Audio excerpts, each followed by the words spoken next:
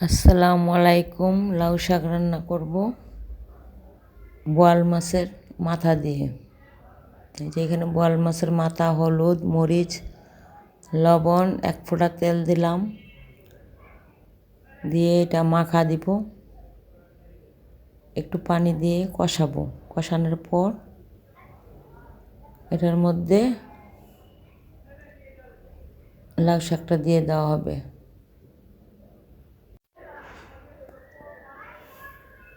যে মেখে দিচ্ছি,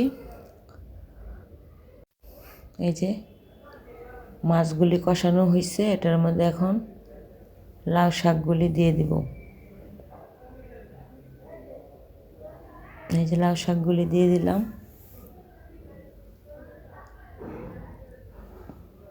সাথে সাথে ঘুরতে হবে না, একটু পরে ঘুরলে, মানে ঢাকনা দিয়ে ঢেকে দিলে আর কি সবুজ হয় তরকারি। এই যে কষানো হয়েছে, এখন এটার মধ্যে অল্প ঝোল দিব সিদ্ধ হওয়ার জন্য। গাছের লাউয়ের আগা ডোগা তো খুব কচি,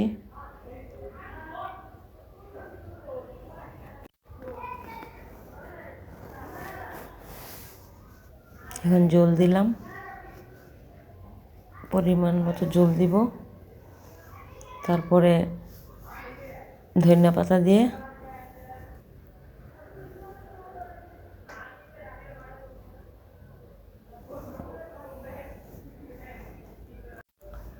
খুব মজাদার, দেশীয়ভাবে কিছুই লাগে না, শুধু হলুদ, মরিচ, কাঁচামরিচ আর ধনিয়া পাতা। লাকড়ির চুলায় রান্না করতেছি, আরও মজাদার বেশি।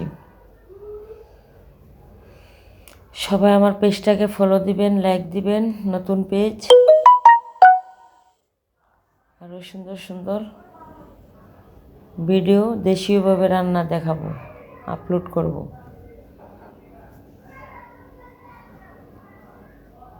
এখন ধনিয়া পাতা দিয়ে তরকারিটা তুলে ফেলবো, হয়ে গেছে।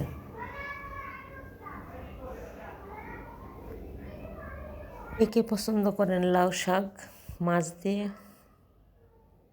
জানাবেন। অনেক মজাদার একটা খাবার। হয়ে গেছে বোয়াল মাছের মাথা দিয়ে লাউ শাক। সবাইকে ধন্যবাদ। আসসালামু আলাইকুম।